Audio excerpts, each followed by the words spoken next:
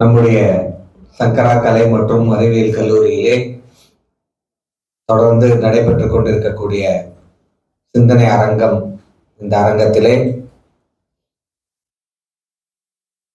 தொடர்ந்து உரைகளை வழங்கிக் கொண்டிருக்கக்கூடிய ஒரு வாய்ப்பு. சிந்தனை அரங்கத்தினுடைய பொறுப்பாளர்கள், தமிழ்துறை பேராசிரியர்கள், ஆங்கிலத்துறை பேராசிரியர்கள், இலக்கியத்துறை சார்ந்த பேராசிரியர்களால் வழங்கப்பட்டு கொண்டு வருகிறது. அந்த வகையிலே இன்றைய தினம் இலக்கியங்களிலிருந்து வாழ்க்கை என்ற ஒரு தலைப்பிலே நாம் சிந்திக்க இருக்கின்றோம். இலக்கியம் என்பது வாழ்க்கைக்காக, வாழ்க்கையிலிருந்து இலக்கியம் பிறக்கிறது என்று இரண்டு கருத்துக்கள் இருக்கின்றன. வாழ்க்கையிலிருந்துதான் இலக்கியம் என்பது பிறக்கிறது. ஒரு புலவன், ஒரு கவிஞன் எழுதக்கூடிய கவிதைகள் அவனுடைய வாழ்க்கையிலிருந்தும் அவன் பார்க்கக்கூடிய வாழ்க்கையிலே இருக்கக்கூடிய பல்வேறு பரிமாணங்களிலிருந்தும் அந்த கவிதையானது, அந்த இலக்கியமானது பிறக்கிறது. அந்த இலக்கியத்தை படிக்கக்கூடிய கண்ணு இங்க பாருங்க, பேசிட்டு இருந்தாங்க வேலைக்காக. அந்த கவிதைகளை படிக்கக்கூடிய நாம் நம்முடைய வாழ்க்கைக்கு எப்படி அதை பயன்படுத்தி கொள்கிறோம் என்பது ஒரு சிந்திக்க வேண்டிய ஒரு விஷயமாக இருக்கிறது. அந்த வகையிலே வாழ்க்கைக்கு நாம் இலக்கியங்களிலிருந்து எவற்றை எடுத்துக்கொள்கின்றோம், இலக்கியங்கள் வாழ்க்கைக்கு இவற்றையெல்லாம் சொல்லிக் கொடுக்கின்றன என்பது அது ஒரு கருத்து. நாம் இலக்கியங்களிலிருந்து வாழ்க்கைக்கு எவற்றை எடுத்துக்கொள்கின்றோம் என்பதை ஒரு சில கவிஞர்கள், குறிப்பாக பாரதியார், பாரதிதாசன், கண்ணதாசன் போன்ற கவிஞர்களினுடைய கவிதைகளை எல்லாம் நாம் சிந்தித்து நாம் அந்த கவிஞர்களுடைய கவிதைகளில் இருந்து நாம் பெற வேண்டியவற்றை சிந்திக்க இருக்கின்றோம். குறிப்பாக கண்ணதாசனுடைய கவிதைகளை அரங்கங்களிலே அவர் ஒரு திரைப்பட பாடலாசிரியர் என்ற ஒரு கருத்துடன் தான் பார்க்கக்கூடிய ஒரு கண்ணோட்டம் இருக்கிறது.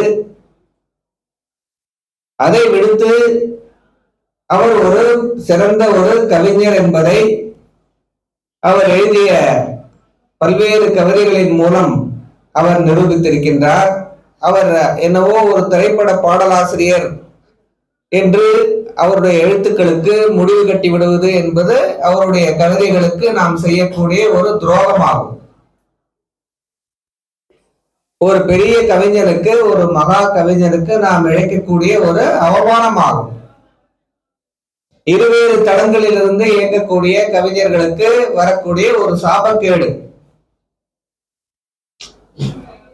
திரைத்தளங்களிலிருந்து அவர் வேலை செய்கிறார், அதே போல இலக்கிய தளத்திலிருந்தும் அவர் வேலை செய்கின்றார். இருவேறு தளங்களிலிருந்து இயங்கக்கூடிய கவிஞர்களுக்கு கிடைக்கக்கூடிய ஒரு சாபக்கேடு என்பதே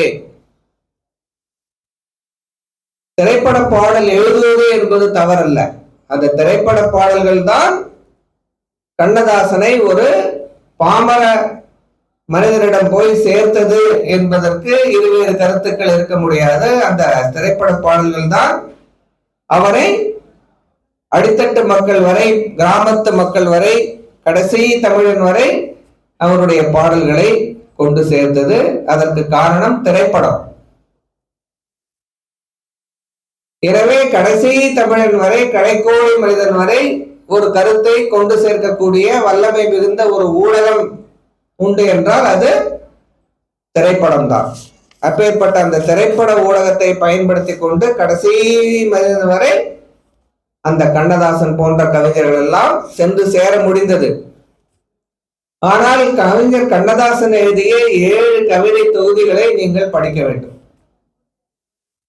அதிலேதான் அவருடைய இலக்கிய ரசம் என்பது பொதிந்து கிடக்கிறது, ஆழமாக பொதிந்து கிடக்கிறது. பேராசிரியர் பெருமக்களே, அந்த கவிதை தொகுப்புகளை படித்து அவற்றை ஆய்வு மேற்கொண்டு அவற்றையெல்லாம் பிறரோடு பகிர்ந்து கொள்ளக்கூடிய வகையிலே அவர்கள் ஆராய்ச்சிகளை இன்னும் நிறைய செய்ய வேண்டியிருக்கிறது என்பதுதான் நம்முடைய கருத்தாக அமைகிறது.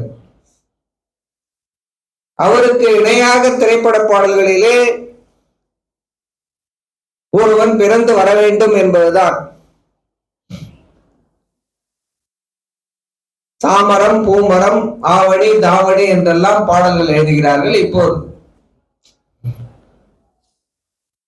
சாமரன் வந்தா பூமரன் வரணும், ஆவணின்னு வந்தா தாவணின்னு வரணும், ஆவணி மாசம் தாவணி அப்படின்னு வரும்.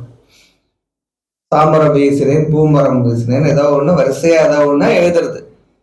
ஆனால் கண்ணதாசனை போல் எழுத வேண்டும். அது பாரதி கவிதையை எளிமையாக்கினான். பாரதியார் கவிதையை எளிமையாக்கினான்.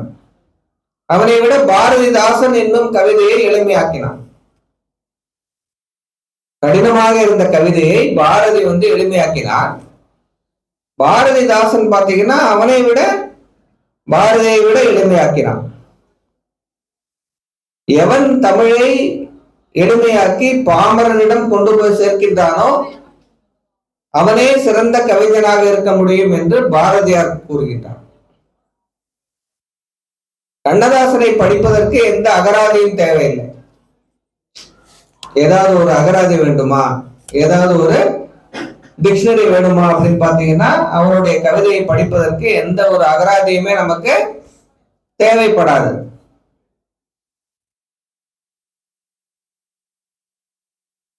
கவிஞன் நானூர் காலக்கணிதம்.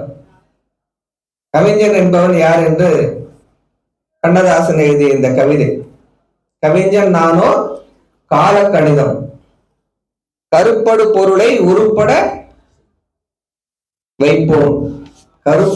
கருப்படு பொருளை உருப்பட வைப்போம். புவியில் யானுமோர் புகழுளை தெய்வம். பொன்னினும் விலை மிகு பொருள் என் செல்வம். பொன்னினும் மிகுந்த விலை மதிக்க முடியாத பொருள் என் செல்வம். அதான் அந்த கவிதை. இவை சரி என்றால் இயம்புவது என் தொழில், இவை தவறு என்றால் எதிர்ப்பது என் வேலை.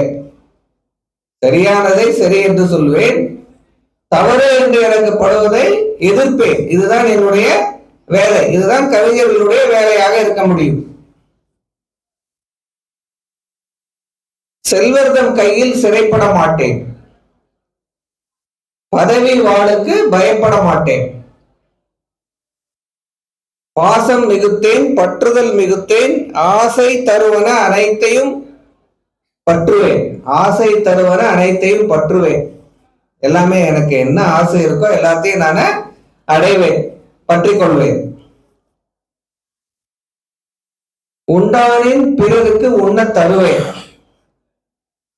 இல்லையாயின் எமர் இல்லம் தட்டுவேன். வண்டாய் எழுந்து மலர்களில் அமர்ந்து வாய்ப்புறம் தேனை ஊர்ப்புறம் தருவேன். பண்டோர் கம்பன் பாரதிதாசன் சொல்லாத சில சொல்லிட முனைவேன். கம்பன் பாரதிதாசன் போன்றவர்கள் எல்லாம் சொல்லாத விஷயங்கள் எல்லாம் நான் சொல்லிட முனைவேன். புகழ்ந்தால் என் உடல் புல்லரிக்காது. புகழ்ந்தால் என் உடல் புல்லரிக்காது, இகழ்ந்தால் என் மனம் இறந்து விடாது. வளமார் கவிகள் வாக்கு மூலங்கள், இறந்த பின்னாலே எழுதுக தீர்ப்பு. கல்லாய் மேடாய் காடு மேடாய் மாறாதிருக்க யான் வனவிலங்கல்ல. கல்லு மாதிரி இருப்பதற்கு நான் ஒரு வனவிலங்கு அல்ல. மாற்றம் எனது மானிட தத்துவம், மாறும் உலகின் மகத்துவம் அறிவேன். எவ்வவை தீமை எவ்வவை நன்மை என்பது அறிந்து ஏகும் என் சுவை, ஏகும் என் சாலை. என்னுடைய சாலை எப்படி போகும்னா எவ்வவை நன்மை எவ்வவை தீமை என்பதை அறிந்து ஏகும் என் சாலை. தலைவர் மாறுவர், தர்பார் மாறும், தத்துவம் மட்டுமே அட்சய பாத்திரம். கொள்வோர் கொள்க, குறைப்போர் குறைக்க, உள்வாய் வார்த்தை உடம்பு தொடாது, நானே தொடக்கம் நானே முடிவு, நான் உரைப்பதுதான் நாட்டின் சட்டம் என்று இப்பேற்பட்ட ஒரு இலக்கியத்திலே ஒரு கம்பீரத்தை, ஒரு தைரியத்தை கொடுக்கக்கூடிய வகையிலே இந்த கண்ணதாசனுடைய பாடல்கள் அமைந்திருக்கிறது. இதே போலதான் மானிட இனத்தை ஆட்டி வைப்பேன், அவன் மாண்டு விட்டால் அதை நான் பாடி வைப்பேன் என்று ஒரு பாடலிலே, திரைப்பட பாடலிலே இதே போன்ற கருத்தை தான் அவர் பாடியிருப்பார். ஒரு கோப்பையிலே என் குடியிருப்பு, ஒரு கோலமையில் என் துணை இருப்பு, இசை பாடலிலே என் உயிர் துடிப்பு, நான் பாடுவதெல்லாம் அழகின் சிரிப்பு என்ற ஒரு பாடலிலே நான் மானிட இனத்தை ஆட்டி வைப்பேன், அவர் மாண்டு விட்டால் அதை பாடி வைப்பேன் என்று பாடி, நான் நிரந்தரமானவன், அழிவதில்லை, எந்த நிலையிலும் எனக்கு மரணம் இல்லை என்று பாடினான். அந்த கவிஞனுக்கு, இப்பேற்பட்ட ஒரு கவிஞனுக்கு மரணமே இல்லை என்று, இதைத்தான்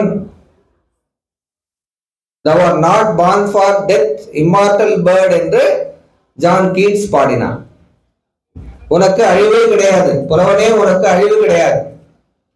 புலவனை ஒரு பறவையாக உருவகப்படுத்தி அந்த பறவைக்கு அழிவே கிடையாது என்று, கலைப்பொருளுக்கு அழிவு கிடையாது என்று, கலைகளுக்கு அழிவு கிடையாது என்றும், கலைஞனுக்கும் அழிவு கிடையாது என்றும் பொருள்படுமாறு thou art not born for death, immortal bird, no hungry generations can tread thee down.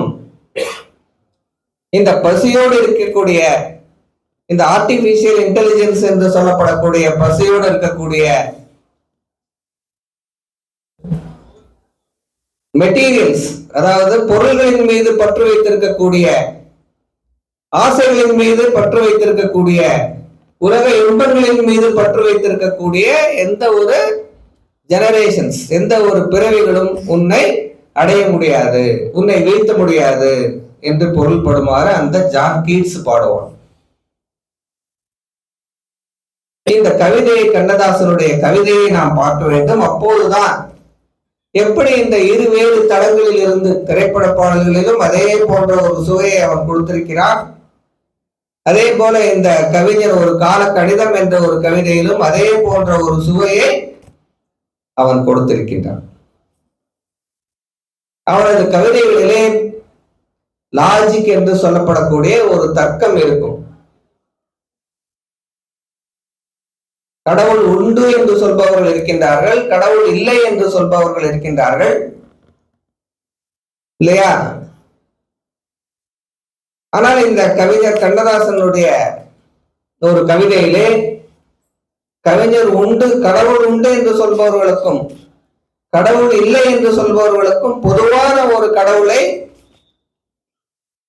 Kannadasan படைத்திருக்கின்றார். அவர் நாத்திகனாக இருந்து ஆஸ்திகராக மாறியவர். அந்த ஒரு கவிதையிலே அவன் சொல்கின்றான், பல்சான்றியரே பல்சான்றியரே, பல்சான்றியரே, பல சாத்திரங்களையும் கற்ற சான்றோர்களே, பகுத்தறிவாளர்களே, பல்சான்றியரே பல்சான்றியரே, பகுத்து தொகுக்கும் பல்சான்றியரே. அவங்க எல்லாம் என்ன பண்றாங்களாம்? பகுத்து தொகுக்கிறாங்க, பகுத்தறிவாளர்கள். உங்களிடம் நான் சில கேள்விகளை கேட்கின்றேன். வரிசையா 4-5 கேள்வி கேட்டுக்கிட்டே வர்றார். இந்த கேள்விகளுக்கெல்லாம் முன்னால் உங்களால் பதில் சொல்ல முடியுமா என்று பாருங்கள் என்று ஒரு சவால் விடுவது போல கேள்விகளை எல்லாம் கேட்டுக்கொண்டே வருகின்றார். முதலாவது கேள்வி, கல், மண், நீர், தீ, காற்றென புவியோர் சொல் பொருள் தோன்றியது எங்கனம். இந்த கல்லு, மண்ணு, காற்று, தீ இதெல்லாம் இருக்கு இல்லையா, இதெல்லாம் எப்படி தோன்றியது, எவ்வாறு தோன்றியது? இந்த சொல்லெல்லாம் இருக்கு இல்லையா, இந்த சொல்லுக்கு இதுதான் பொருள் என்று எப்படி நீ உனக்கு அது புரிந்து கொள்ளக்கூடிய வகையிலே எப்படி இருக்கிறது? நீ எப்படி புரிந்து கொண்டாய்? இந்த சொல்லுக்கு இந்த பொருள் தான் அப்படின்னு நீ எப்படி புரிஞ்சுக்கிட்ட? கல்லு தோன்றியது, மண் தோன்றியது, தீ தோன்றியது, நிலம் நீரெல்லாம் தோன்றியது, அது எப்படி? அது ஒரு கேள்வி. இந்த கல்லுன்னு ஒரு சொல் இருக்கு இல்லையா, இந்த கல்லுன்ற ஒரு சொல்லு கல்லைத்தான் குறிக்கிறது என்பது எப்படி உனக்கு தெரிகிறது, எப்படி உனக்கு புரிகிறது, அந்த புரிதல் எப்படி உனக்கு ஏற்பட்டது? இது ஃபர்ஸ்ட் கேள்வி.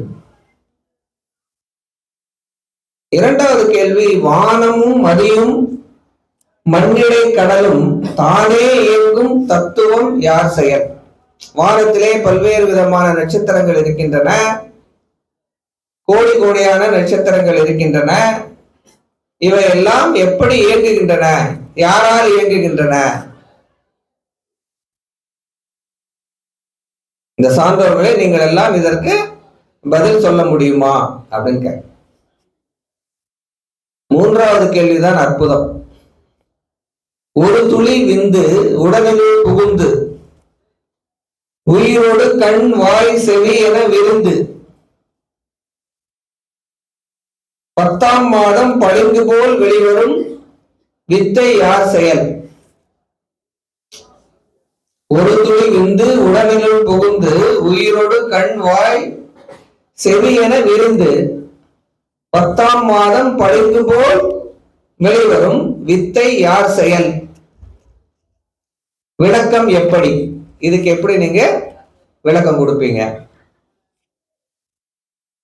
அடுத்த கேள்வி, 7ல் ஒருவன் 70ல் ஒருவன், 7ல் ஒருவன் 70ல் ஒருவன் தன்னை மறந்து சாவை அணைத்து செல்வது எவ்விடம்? சென்ற பின் என் நிலை?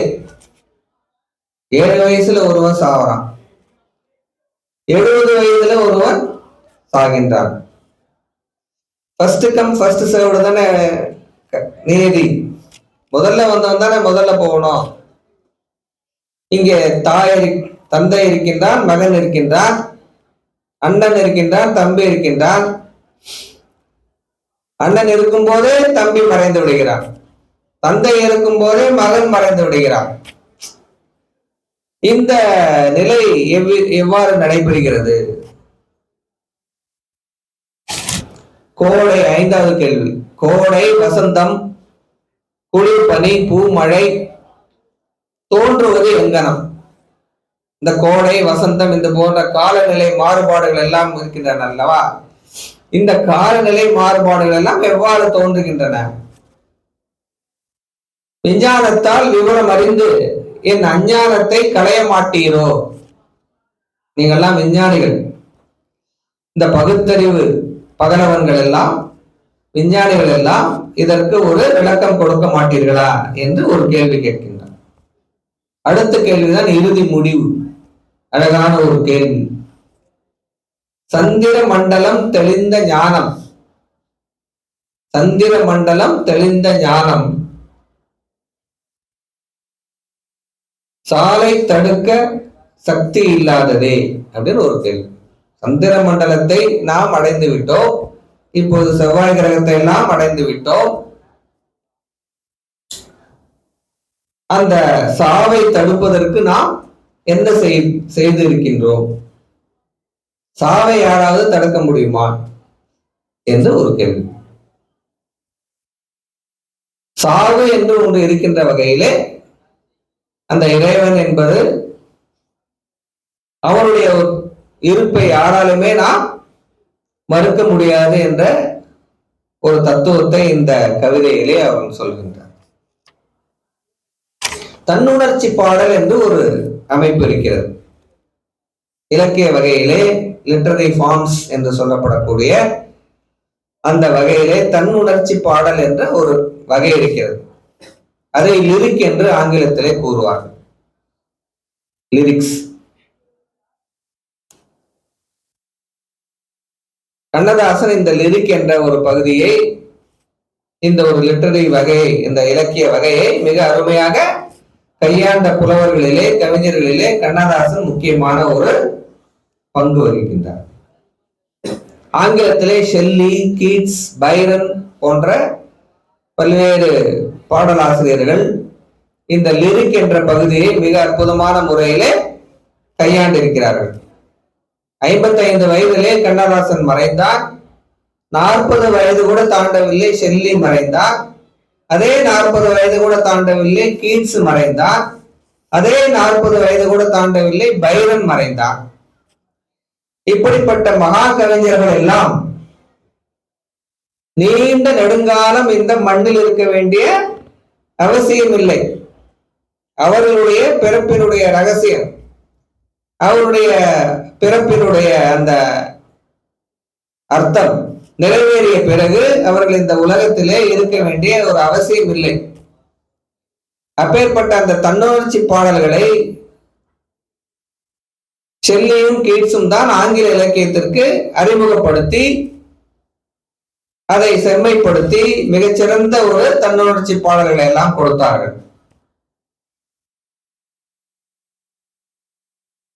இந்த ஷெல்லியும் கீட்ஸையும் அறிந்திருந்ததன் காரணமாகத்தான் பாரதியார் தன்னுடைய பாடல்களிலே, இந்த தன்னுணர்ச்சி பாடல்களிலே மிகச்சிறந்த ஒரு பாடல்களை எல்லாம், கவிதைகளை எல்லாம் அவரால் கொடுக்க முடிந்தது. மிகச்சிறந்த ஒரு தோற்றத்தை கொடுத்தான் பாரதி.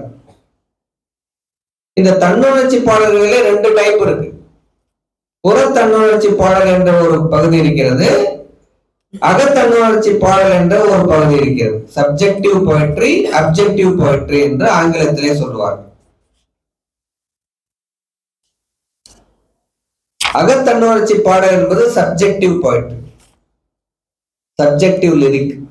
புறத்தன்னுணர்ச்சி பாடல் என்பது அப்ஜெக்டிவ். இந்த அகத்தன்னுணர்ச்சி பாடலை பாடுவதற்கு மிகச்சிறந்த ஒரு புலவர்கள் யார் என்று பார்த்தால் இந்த கீட்ஸ், ஷெல்லி போன்ற பாடல்கள், கவிஞர்கள். அதே போல கண்ணதாசனும் இந்த அகத்தன்னுணர்ச்சி பாடல்களிலே மிகச் செம்மையான பதிவுகளை எல்லாம் அவர்கள் கொடுத்திருக்கின்றார்கள்.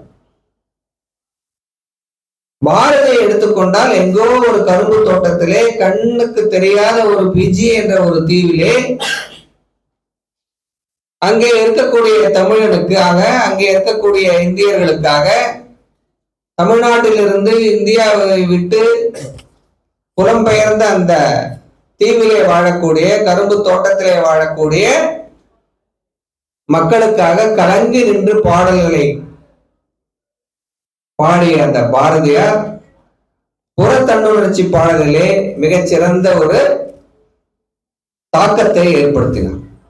அந்த கரும்பு தோட்டத்திலே என்ற பாடல் பாரதியார் எழுதின பாடல் இந்த அப்ஜெக்டிவ் போயட்ரி, புற தன்னுணர்ச்சி பாடலுக்கு மிகச்சிறந்த ஒரு எடுத்துக்காட்டாக விளங்குகிறது. கரும்பு தோட்டத்திலே அவர் எழுதுகிறார்,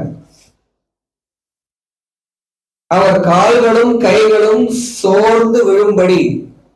கரும்பு தோட்டத்திலே இங்கிருந்து போன தமிழர்கள் அந்த பிஜி தீவிலே எப்படியெல்லாம் அடிமைப்பட்டு கிடந்தார்கள் என்ற ஒரு செய்தியை இங்கிருந்தபடியே, தமிழ்நாட்டில் இருந்தபடியே அந்த காட்சியை அவர் பாடுகின்றார். கரும்பு தோட்டத்திலே அவர் கால்களும் கைகளும் சோர்ந்து விழும்படி வருந்துகின்றனரே, இந்து மாதர்தம் நெஞ்சம் கொதித்து கொதித்து மெய் சுருங்குகின்றனரே. உடம்பெல்லாம் அவங்களுக்கு எப்படி சுருங்கி போய் விடுகிறது. அவர் துயர்களை தீர்க்க ஓர் வழி இல்லையோ, ஒரு மருந்து இதற்கு இல்லையோ, செக்கு மாடுகள் போல் உழைத்து ஒடுங்குகின்றனரே அந்த கரும்பு தோட்டத்திலே.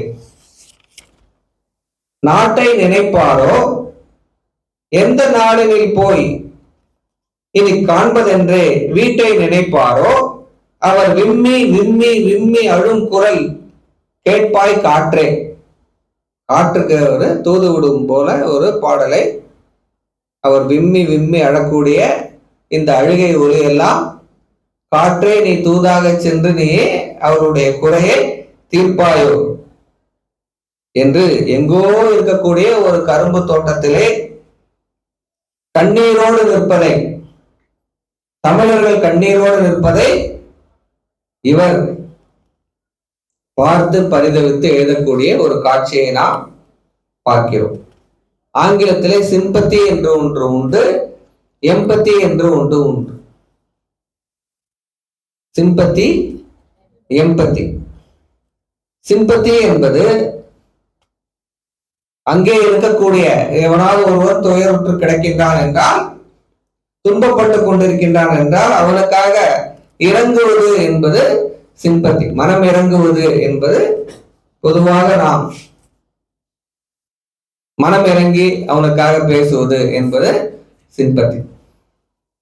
எம்பதி என்பது அவனுக்குள்ளேயே சென்று, அவனுடைய மனதிற்குள்ளேயே சென்று, அவனாகவே மாறி, யார் துன்பப்படுகின்றானோ அவனுடைய மனதிற்குள்ளேயே சென்று அவனாகவே மாறி அவனுடைய துயரை உணர்வது என்பது எம்பத்தி என்பது.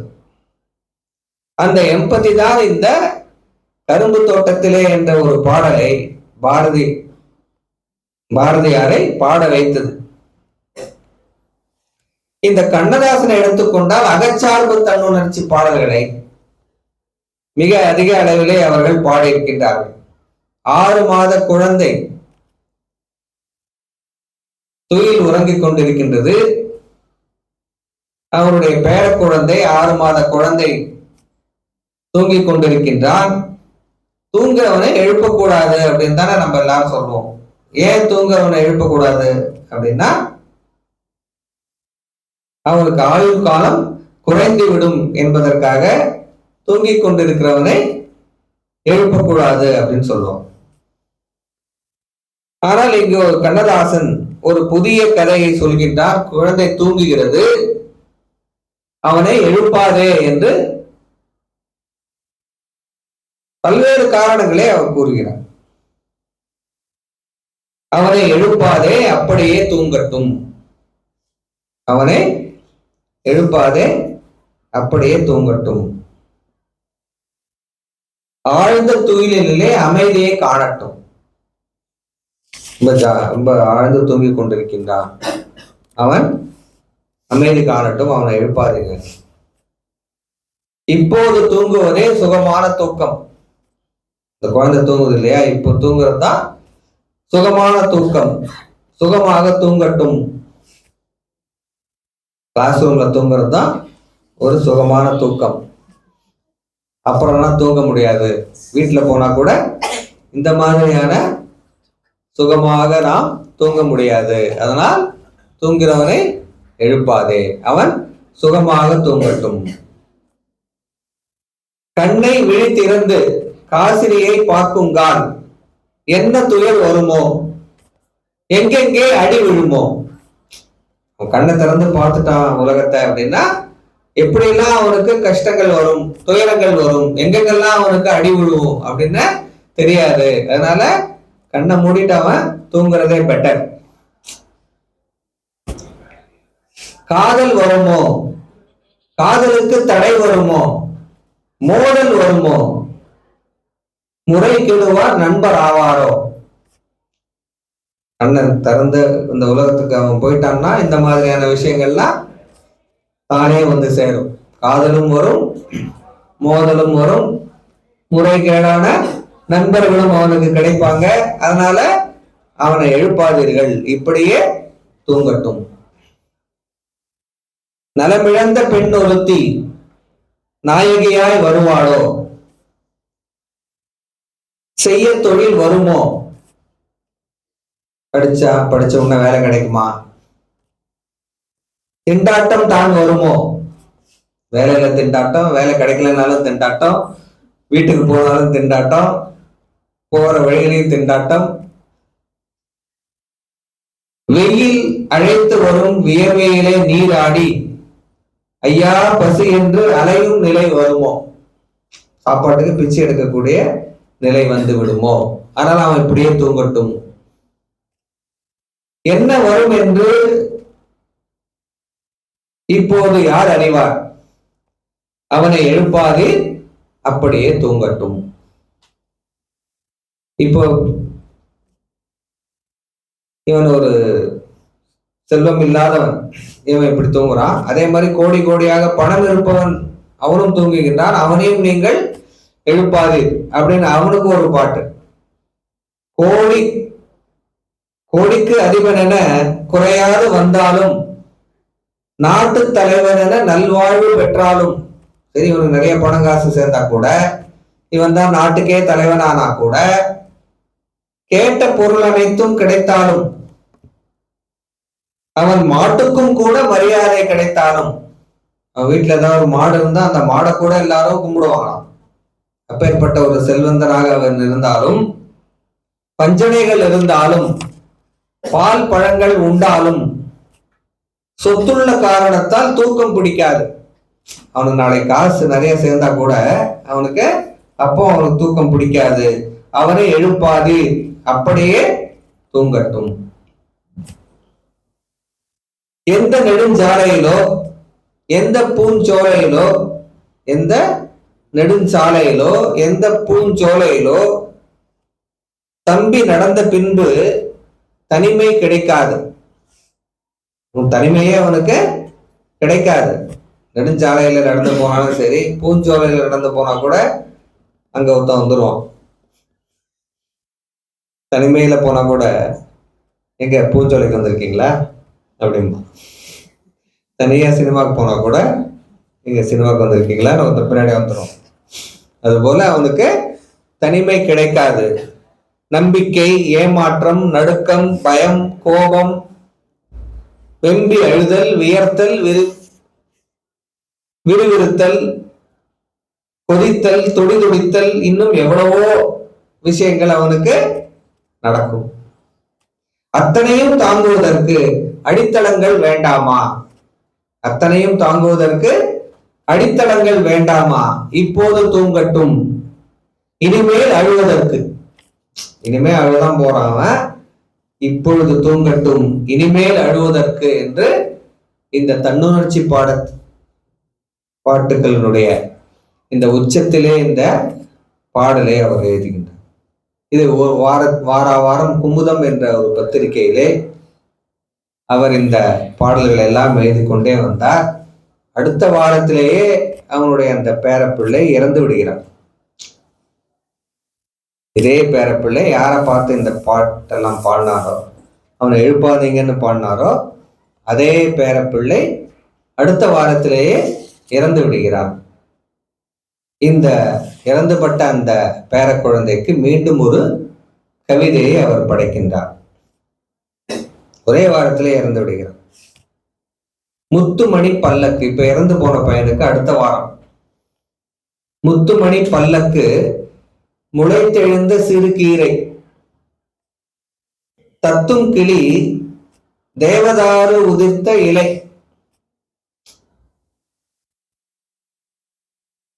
கொத்துமலர் ஒன்றாய் கூடி சமைத்த முகம், 10 மாதம் கூட பாலன் வயதாகவில்லை. அவனுக்கு எத்தனை வயசு? 10 மாசம் கூட ஆகல. 10 மாதம் கூட பாலன் வயதாகவில்லை. செத்து கிடக்கின்றான், சிரித்தபடி கிடக்கின்றான். மை கலையா கண் மீது மணிபதித்த சிப்பி என சின்ன இமை மூடி செல்வன் உறங்குகின்றான். அவன் கண்ணில் வச்ச மை கூட கலையாத அளவுல அந்த சின்ன இமை மூடி செல்வன் உறங்குகின்றான். பூமியை விட்டு போவதுதான் சுகம் என்று சாமி கொடுத்த மகன் தன்னை மறந்து உறங்குகின்றான். பூமியை விட்டு போவதுதான் சுகம் என்று சாமி கொடுத்த மகன் தன்னை மறந்து உறங்குகின்றான். இதெல்லாம் அவன் தெரிஞ்சிச்சு போடுறது. கண் விழிச்சிருந்தா நம்ம இதெல்லாம் பார்க்க வேண்டி வரும் அப்படின்னு தெரிஞ்சுதான் அவன் தன்னை மறந்து தூங்குகின்றான். அவனை எழுப்பாதீர், அப்படியே தூங்கட்டும் என்றே நான் எழுதிய ஈரம் உலரவில்லை. போன வாரம் தான் எழுதினேன். அந்த ஈரம் கூட இன்னும் உலரவில்லை. 7 நாள் ஆகும் முன்னே இளங்கன்று தூங்கிவிட்டான்.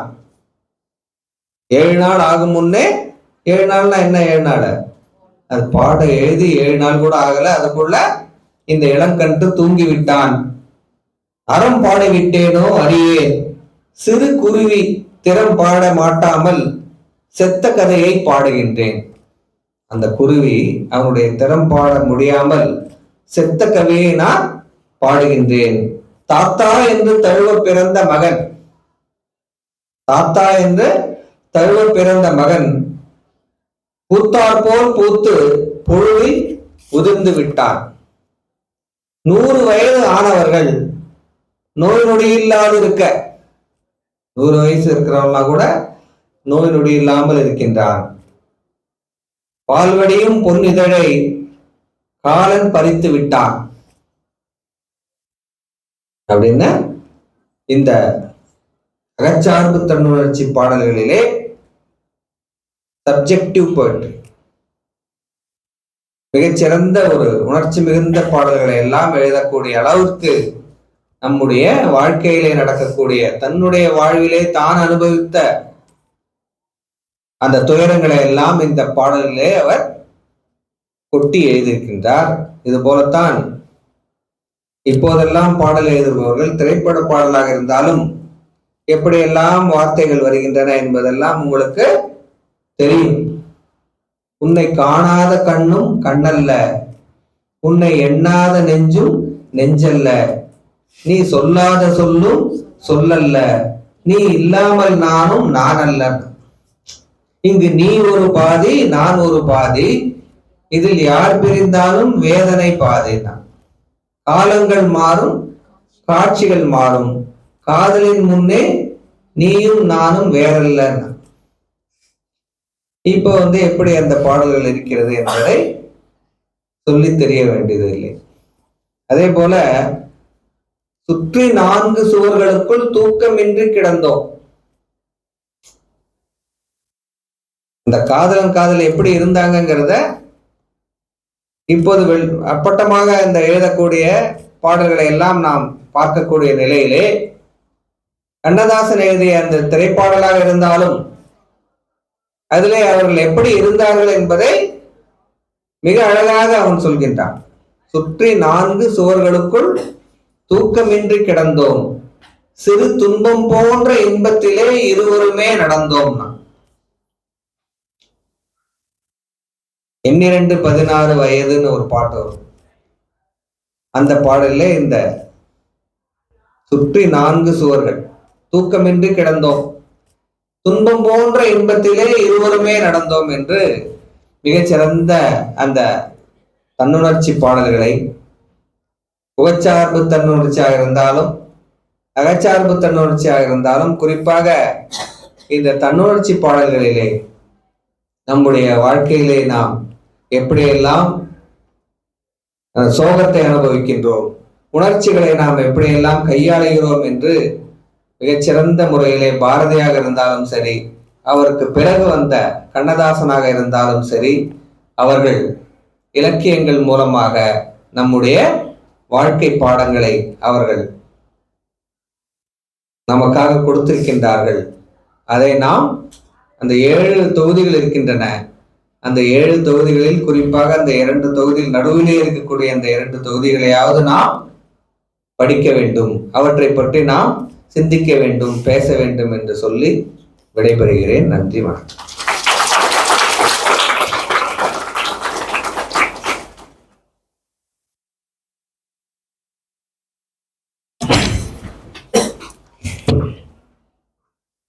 இலக்கியத்திலிருந்து வாழ்க்கைக்கு, வாழ்க்கை இலக்கியத்திலிருந்து எடுபட்ட வாழ்க்கை எப்படி பார்க்க முடியுது? கண்ணதாசன் என்ற கலைஞன் எப்படி தன்னுடைய தன்னுணர்ச்சிகளை கொட்டி கொட்டி கவிதைகளாக்கி இருக்கிறார் என்பதையும், அவர் திரைப்படத்திற்கு வேற ஒரு கதாபாத்திரங்களுக்கு எழுதும்போது கூட அதில் தன்னுணர்ச்சி எவ்வாறு வெளிப்பட்டிருக்கிறது என்பதையும், அது எவ்வளவு கவித்துவமாக இருந்தது என்பதையும் மிக அற்புதமான ஒரு தன்னுணர்ச்சியிலிருந்து வெளிப்படுத்தி இருக்கக்கூடிய அற்புதமான உரையை வழங்கிய பேராசிரியர் கல்லூரி முதல்வர் ஐயா அவர்களுக்கு நமது நன்றிகளை தெரிவித்துக் கொள்கிறோம். இது குறித்த ஆசிரியர்களுடைய உரையாடல் பேச விரும்புபவர்கள் அவர்கள் இது சார்ந்த உரைகளை நிகழ்த்த வருமாறு அழைத்து மகிழ்கிறோம். முதல்ல நவீன்குமார் சார்.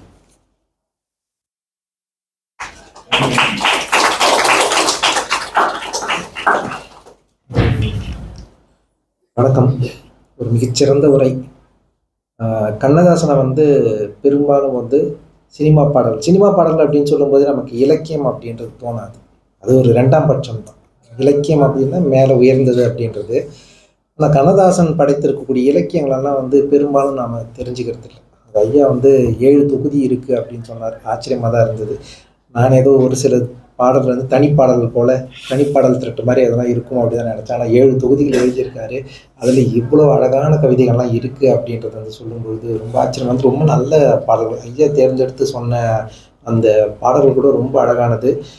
அந்த சிம்பத்தி எம்பத்தி, அந்த எம்பத்தி அப்படின்னும் பொழுது கவிஞன் ஒரு விஷயத்த சொல்ல வரான் அப்படின்னா அந்த கவிஞன் அவனோடு நாம் ஐக்கியமாயிடுவோம்.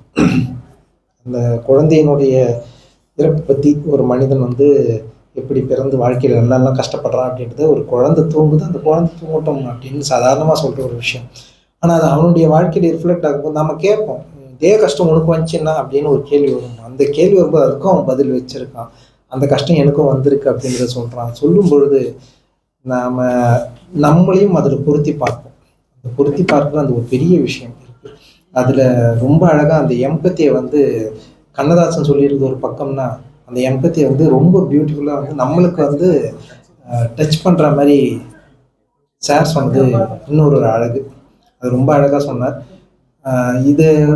இந்த உரையை கேட்ட பிறகு கண்ணதாசனுடைய இந்த 7 தொகுதிகள் அதை நாம் மேற்கொண்டு படிக்கணும்.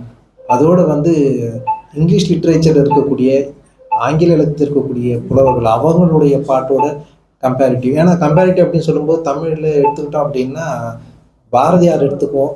பாரதியார் எடுத்துக்கிட்டு ஷெல்லி தெரிஞ்சது நல்லா உலகத்துக்கு தெரிஞ்ச விஷயம். அவரே ஷெல்லிதாசனே சொல்லிப்பார். அவங்க 2 பேரும் கம்பேர் பண்ணுறதுக்கு பெரிய விஷயம் இல்லை. ஆனால் இந்த மாதிரி இருக்கக்கூடிய சிறந்த கவிஞர்களுடைய கவிதைகளையும் இங்கிலீஷ்லேயோ இல்லை வேறு சில மொழிகள் இருக்கக்கூடிய கவிஞர்களுடைய கவிதைகளையும் எடுத்து கம்பேர் பண்ணுறது, அதை படிக்கணும் அப்படின்னு சொல்லும் பொழுது அது இலக்கிய மனம் நமக்கு தெரிஞ்சுக்கிறதுக்காகவும் அதை தாண்டி நமக்கு இன்னும் பெரிய அறிவு இலக்கியம் சார்ந்து இன்னும் நிறைய விஷயங்களை தெரிஞ்சுக்க முடியும். ஸோ அதுக்கு ஒரு வித்து போல இதை எடுத்துக்கலாம். இந்த மாதிரி இருக்கக்கூடிய உரைகளை கேட்கும்பொழுது தான் இந்த மாதிரி சிந்தனை அரங்கன்னு பேர் வச்சிருக்கிறதே நம்முடைய சிந்தனையை தூண்டணும். ஸோ அந்த வகையில் ஐயா ஒரு மிகச்சிறப்பான ஒரு விதையை இந்த இடத்துல விட்டுருக்கார். ஸோ அது இன்னும் விருட்சமாகணும். Thank you so much sir.